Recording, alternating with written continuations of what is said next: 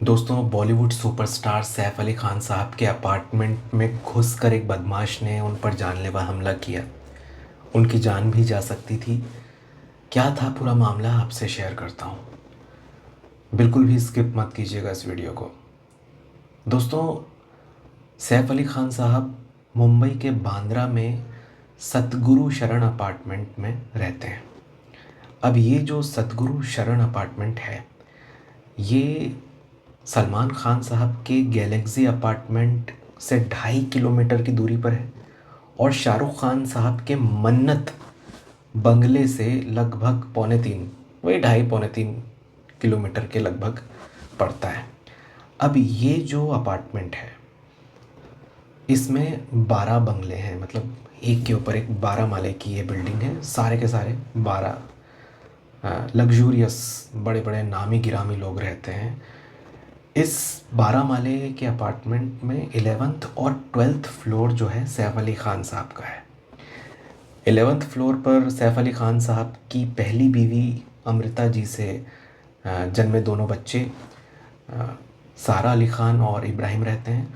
और 12th floor जो है वहाँ पर सैफ अली ख़ान साहब, उनकी बीवी करीना कपूर जी, दोनों बेटे तैमूर और जहांगीर जिसको वो प्यार से जे बुलाते हैं, और 3 नौकर, एक मेल 2 फीमेल।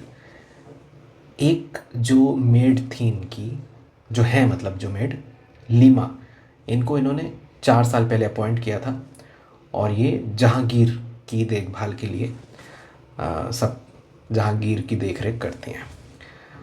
अब बाकी इस पूरी बिल्डिंग में 11 फैमिली है, सभी के सभी बिजनेस टाइकून्स बड़े बड़े लोग रहते हैं। अब इस बिल्डिंग की जो लिफ्ट है वो लिफ्ट कॉमन लिफ्ट नहीं है।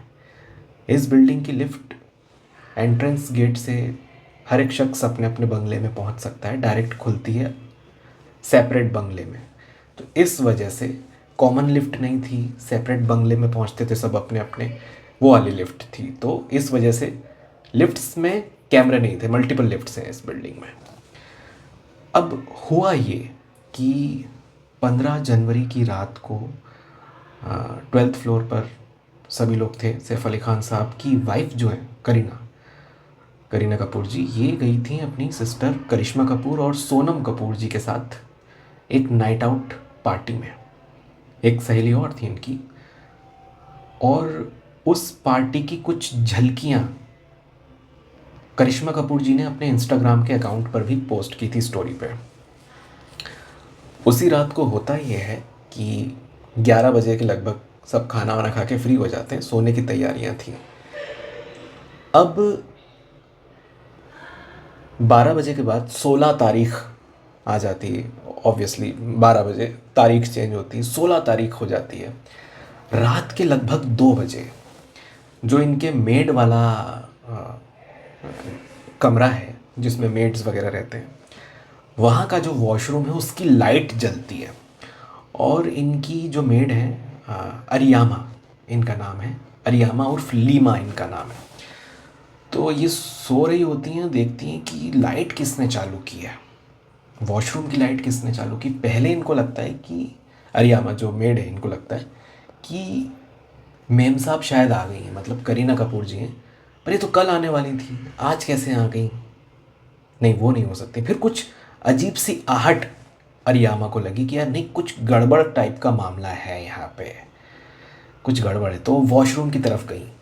तो वॉशरूम की तरफ जैसे ही वो गई तो वो देखती हैं कि एक 30 से 35 साल का एक शख्स, टी शर्ट जीन्स शूज़ उसने पहने हुए हैं, ऑरेंज कलर का मफलर पहना हुआ है, और उसके हाथ में चाकू, एक हाथ में छोटा चाकू और एक हाथ में आरी, लोहा काटने वाली आरी आती है ना, वो ब्लेड उसके हाथ में।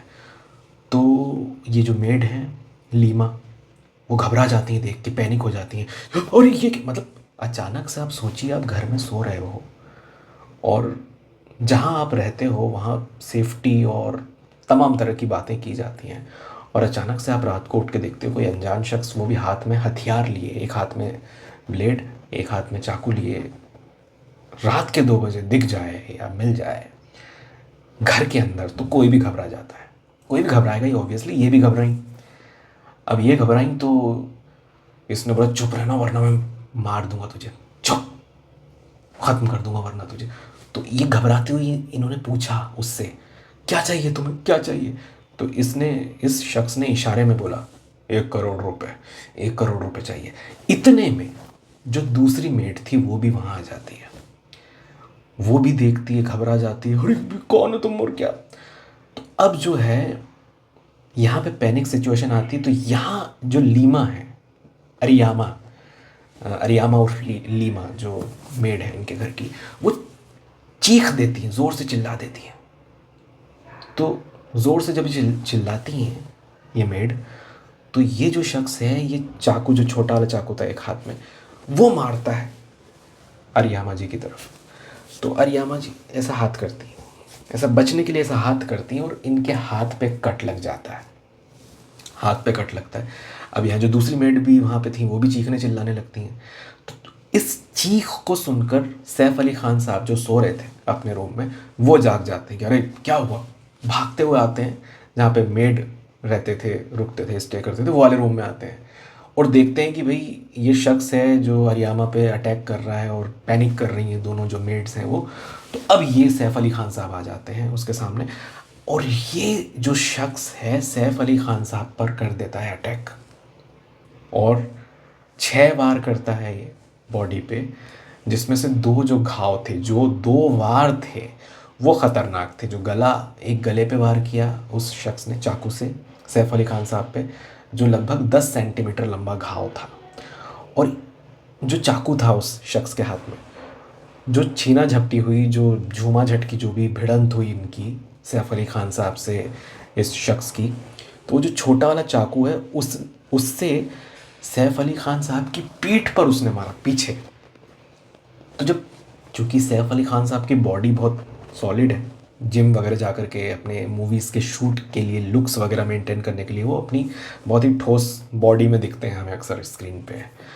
तो चूँकि शरीर थोड़ा टाइट है, तो जो वो शख्स था जो घर के अंदर घुस गया था, उसके लिए भी बड़ा मुश्किल हो रहा था सैफ अली खान साहब को फेस करना। तो उसने जो छीना झपटी में जो वार किए सैफ अली खान साहब पे, तो एक तो गले पे, जैसा कि मैंने आपको बताया, एक वार रीढ़ की हड्डी के बगल में पीछे पीठ पर उस शख्स ने किया अपने छोटे वाले चाकू से। तो जो चाकू की नोक का टुकड़ा था छोटा सा, जब उसने वापस चाकू घोंप के निकाला, तो वो टुकड़ा जो है वो स्पाइनल कॉर्ड जो होती है पीछे बैक साइड, सैफ अली खान साहब के स्पाइनल कॉर्ड के बगल में जाके लगा, और वो वहीं रह गया, वो टुकड़ा अंदर ही रह गया। अब चूँकि शरीर पे 6 वार किए उस शख्स ने, जिसमें से 2 बहुत गंभीर, तो खून निकलने लगा। अब पैनिक सिचुएशन इतनी बन गई थी वहाँ पे उस अपार्टमेंट में सैफ अली खान साहब के, कि अब वो भागा, वो जो शख्स है वो भाग गया। अब वो जैसे ही भागा, तो यहाँ पर अब इनके यहाँ अपार्टमेंट में सैफ अली खान साहब के सब पैनिक हो गए, घबरा गए, खून निकल रहा था, ब्लड लॉस हो रहा था सैफ अली खान साहब को। तो तुरंत पैनिक सिचुएशन में जो मेड थी उन्होंने कॉल किया नीचे वाले अपार्टमेंट में सारा अली खान को, तुरंत बुलाया सारा अली खान को कि ऐसा ऐसा हो गया, जल्दी आइए जल्दी आइए। सारा अली खान और इब्राहिम तुरंत आते हैं, देखते हैं सिचुएशन बहुत ख़राब है, क्या करें क्या करें। इनके घर में इलेक्ट्रिक गाड़ी थी जो कि इब्राहिम को ड्राइव करते नहीं आती थी, ना सारा अली खान को आती थी। ये तुरंत लिफ्ट से नीचे उतरे हैं अपने अपार्टमेंट के, और तुरंत इन्होंने ऑटो रिक्शा किया है, और ऑटो रिक्शा से रवाना हुए हैं बांद्रा के पास के, वहाँ के पास के लीलावती अस्पताल में। लीलावती अस्पताल में जैसे ही वो पहुँचे, वहाँ पे डॉक्टर्स ने देखा, अरे सैफ अली खान साहब पे अटैक हो गया, ये हो गया, तो पैनिक सिचुएशन हो गई। इसी बीच सैफ अली खान साहब की हिम्मत की दाद देनी होगी, सैफ अली खान साहब ने खुद पुलिस स्टेशन फ़ोन किया और बताया कि मेरे अपार्टमेंट में कोई घुस आया, उसने मुझ पर अटैक किया, मर जाता मैं, तो खून निकल रहा है, मैं अभी अस्पताल जा रहा हूँ, ये सारी चीज़ें बताते हैं कॉल पे सैफ अली खान साहब। तो पुलिस की एक टीम पहुँचती है लीलावती अस्पताल, और एक टीम पहुँचती है इनके अपार्टमेंट, सदगुरु शरण अपार्टमेंट।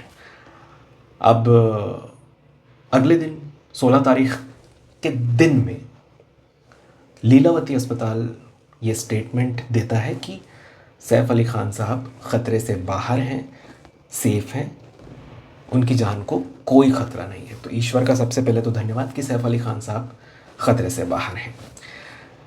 अब ये स्टेटमेंट आया, ठीक है, चलो भगवान का शुक्र है बचे। अब इन्वेस्टिगेशन शुरू होती है। इन्वेस्टिगेशन शुरू होती है तो पुलिस की एक टीम जाती है इनके अपार्टमेंट, सदगुरु शरण अपार्टमेंट। वहाँ ये देखा जाता है कि भाई इतनी सेफ्टी का ध्यान रखते हैं ऐसी बिल्डिंग्स में, कोई जा नहीं सकता रात के 12 बजे के बाद में, तो ये शख्स कैसे घुस आया, कैसे घुसा, तो ये कैसे गया होगा, इसके सारे सीसीटीवी कैमरे चेक किए जाते हैं तो जाता हुआ दिख ही नहीं रहा है किसी सीसीटीवी कैमरे में वो शख्स। तो जब पुलिस की टीम देखती है कि भाई जाता हुआ तो कोई दिख नहीं रहा है अपार्टमेंट में, मतलब कि शायद पहले से प्लान होगा। शक तो ऑब्वियसली जाएगा कि अगर कोई पहले से प्लानिंग कर रहा है तो इसमें कोई ना कोई मिला होगा, और कौन मिला होगा, जो जान पहचान का होगा। जान पहचान का कौन? अब ये जो मेड थी जिन पे वार हुआ, रियामा उर्फ लीमा, उनको भी हाथ में चोट लगी थी। पहले अस्पताल गए, वो भी बांद्रा के अस्पताल में जाके उन्होंने पट्टी वट्टी करवाई हाथ में। जैसे ही अस्पताल से वो निकली वैसे ही उन्हें बांद्रा पुलिस स्टेशन बुला लिया गया पूछताछ के लिए कि क्या हुआ, कैसा क्या। उन्होंने पूरा वाकया वहाँ बताया कि ऐसा ऐसा हुआ साहब, ये वो सारी चीज़ें उन्होंने रखी। अब स्टेटमेंट लेने के बाद अरियामा को पुलिस ने जाने दिए कि आप जाइए, ठीक है, रेस्ट कीजिए, आपको चोट लगी है। अब जब पुलिस और तफ्तीश करती है तो अब पुलिस को मिलता है एक सीसीटीवी फुटेज जिसमें कि एक शख्स रात के 2:33:50 पे जो फायर एग्ज़िट होता है, किसी भी मॉल में आप देखेंगे फायर एग्ज़िट के लिए एक अलग से जगह होती है, तो ऐसी ही बड़ी बड़ी बिल्डिंग्स में भी एक फायर एग्ज़िट होता है कि कभी बिल्डिंग में आग लग जाए तो वहाँ से आप निकल सकते हैं, वहाँ से आप निकासी कर सकते हैं। तो 6th फ्लोर के फायर एग्ज़िट तरफ से जो सीसीटीवी कैमरा था उसमें वो शख्स कैप्चर हो जाता है, और वो शख्स घबराया हुआ अचानक से नीचे उतरता है। रात के 2:33:50 के लगभग की वो क्लिप होती है और कैमरे की तरफ वो देखता भी है। तो अब इस शख्स का चेहरा समझ में आ गया। उसने गले में ऑरेंज कलर का कोई मफलर वगैरह बांध के वो जा रहा है, टी शर्ट पहना है, पिट्ठू बैग एक टांगा हुआ है उसने। अब बैग में क्या था, हो सकता है शायद और हथियार हो उसके बैग में। अब पुलिस जो है तफ्तीश कर रही है, ढूंढ रही है इस अपराधी को कि अब ये मिले। जैसे ही मिलेगा हम अपडेट करेंगे अपने चैनल पे आपको। ये जो हुआ वाकया ना, इसके बाद बहुत सारे न्यूज़ चैनल्स यहाँ वहाँ, बहुत सारी न्यूज़। अब लोग तो भाई खबरें तलाशने के लिए बैठे रहते हैं, और इस तरह की खबरें मिल जाएं जो किसी बड़ी सेलिब्रिटी से जुड़ी हो तो लोग तमाम खबरें लेकर के सामने आते हैं। तो ये जो हुआ उस अपार्टमेंट में, सैफ अली खान साहब के अपार्टमेंट में, ये मैंने आपके सामने जो हुआ, जैसा हुआ एग्जैक्ट, जितनी भी रिसर्च मैंने की उसके अकॉर्डिंग मैंने आपके सामने रखा है। तो दोस्तों ये था पूरा वाकया जो सैफ अली खान साहब के अपार्टमेंट में उनके साथ हुआ। कुछ भी हो सकता था, पर ईश्वर का शुक्र है कि उनकी जान बच गई, उनकी जान ख़तरे से बाहर है और वो सेफ़ है। पर जैसे ही इस अपराधी को पकड़ेगी पुलिस तो और भी चीज़ें सामने आएगी कि वो कौन है। तो ये सब भी जानेंगे हम हमारे चैनल पे। वीडियो और ये जानकारी अच्छी लगी है तो प्लीज़ लाइक कीजिएगा, मेरे चैनल द केस को सब्सक्राइब कीजिएगा और कमेंट करके अपनी प्रतिक्रियाएं ज़रूर दीजिएगा। मिलते हैं आपसे अगली वीडियो में।